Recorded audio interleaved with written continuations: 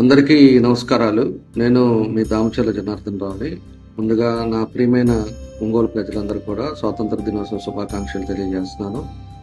ఒంగోలులో ఇప్పుడుండే పరిస్థితుల్లో 80వ స్వాతంత్ర దినోత్సవం చేసుకోవటం అందరం కూడా మనం గుర్తుపెట్టుకోవాల్సిన అవసరాలు ఉన్నాయి. మనకు స్వాతంత్రం వచ్చి 80 సంవత్సరాలు అయింది.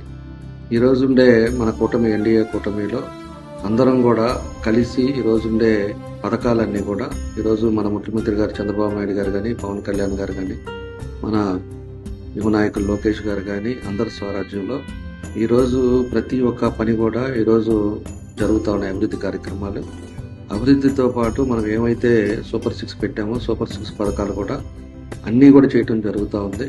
నేను కూడా ఒంగోలులో కూడా అన్ని అభివృద్ధి కార్యక్రమాలు కూడా చేస్తా ఉన్నాం.